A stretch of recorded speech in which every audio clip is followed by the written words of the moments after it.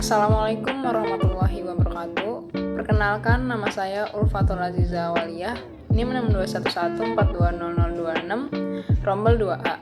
Di sini saya akan meresum materi biokimia, yaitu tentang proses kimia kontraksi otot rangka. Untuk lebih jelasnya, saya akan menggunakan PowerPoint, dan mari simak video berikut ini.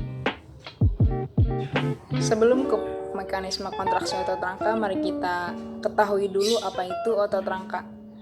Otot rangka merupakan otot terbesar pada tubuh kita, menggerakkan rangka sehingga tubuh kita dapat bergerak. Otot terdiri dari gugusan kecil.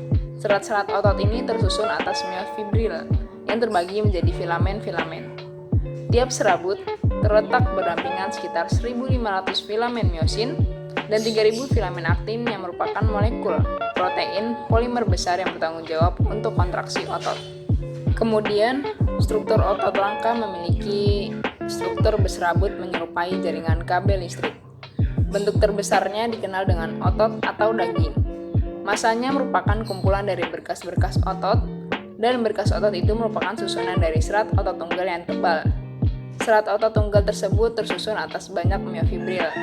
Di dalam myofibril terdapat unit fungsional otot yang biasa disebut sarkomer. Seperti yang bisa kita lihat pada gambar di atas, sarkomer merupakan modifikasi organel pada sel-sel otot, terdiri atas protein yang disebut myofilamen. Myofilamen tebal seperti yang bisa kita lihat pada gambar berwarna ungu itu biasa disebut myosin. Dan myofilamen tipis yang berwarna kuning kecoklatan itu biasa kita sebut aktin. Proses pergerakan yang dilakukan oleh otot bergantung pada fungsi dari kedua myofilamen ini. Dan struktur sarkomer bisa berubah seiring dengan kontraksi dan lainnya. Bisa kita lihat gambar yang ada di PowerPoint. Jika kita amati, beberapa daerah yang ditandai pada sarkomer mengalami perubahan ukuran atau posisi. Pada kondisi ekstensi, yaitu memanjang, garis Z saling menjauh, pita I dan zona H bertambah lebar, serta kompleks akromyosin berkurang. Hal sebaliknya terjadi saat kontraksi. Sebelum kita ke proses kontraksi otot, kita harus tahu dulu kenapa kontraksi itu bisa terjadi. Kontraksi otot terjadi karena ada stimulus baik dari dalam maupun dari luar.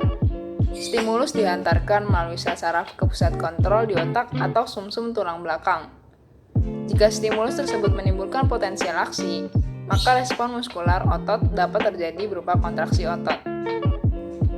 Nah, selanjutnya kita akan membahas tentang proses kontraksi otot. Pada tahap pertama, penghantaran perintah dari otak, rangsang dari otak yang dibawa sel motorik meningkatkan permeabilitas membran sel otot. Kemudian pada gambar, masuknya ion Na memicu pengeluaran ion Ca dari retikulum sarkoplasma ke kompleks sarkomer. Tahap ketiga yang bisa kita lihat di gambar, ion Ca berikatan dengan kompleks troponin pada aktin, sehingga tropomyosin bergeser sehingga sisi pengikatan myosin terbuka. Dan pada tahap ini daya ikatan myosin aktin itu menjadi meningkat. Tahap keempat adalah kepala myosin menghidrolisis ATP menjadi ADP plus fosfat yang masih terikat dengan kepala myosin, membentuk kompleks ADP plus fosfat myosin yang berkonfigurasi energi tinggi. Tahap 5, kepala myosin berikatan dengan aktin, membentuk kompleks ADP plus fosfat, aktin, dan myosin, lalu fosfat dilepaskan dari myosin. Pada saat dilepaskan dari myosin, ini menimbulkan cetusan kekuatan. Hampir bersamaan dengan itu, ADP juga dilepaskan. Tahap ke-6 adalah cetusan kekuatan itu membuat myosin menarik aktin ke pusat sarkomer, hingga keadaan kembali berenergi rendah. Dalam gerakan ini, serabut otot akan memendek, menandakan akan terjadinya kontraksi. Keadaan ini terus berlangsung selama rangsangan dari otak masih ada. Tahap ke-7 adalah, jika rangsangan berhenti, maka kadar ion Ca akan berkurang. Akibatnya, daya ikatan myosin menurun dan sisi pengikatan yang berkurang. Hal ini mengawali terjadinya proses relaksasi otot. Tahap ke-8 adalah suatu molekul ATP lain berikatan dengan myosin. dan aktin melepaskannya ikatannya dengan miosin, maka proses relaksasi akan terjadi. Seperti yang kita lihat pada gambar berikut, jika tidak ada stimulus kedua hingga timbul respon otot, maka otot akan kembali ke keadaan semula. Lalu siklus berulang dengan adanya stimulus potensial aksi. Sumber energi yang digunakan untuk proses kontraksi otot adalah dalam bentuk mata uang energi, yaitu adenosin trifosfat atau yang biasa kita sebut ATP. ATP adalah suatu senyawa yang jika dihidrolisis akan menghasilkan energi tinggi. Kemudian, energi inilah yang digunakan untuk proses gerakan kontraksi relaksasi otot. Tidak heran bahwa salah satu peran otot adalah sebagai transduser energi.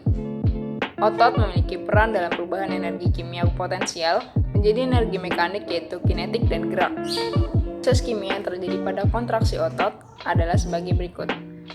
Kreatin fosfat akan memberikan fosfor ke ADP dan menghasilkan kreatin plus ATP.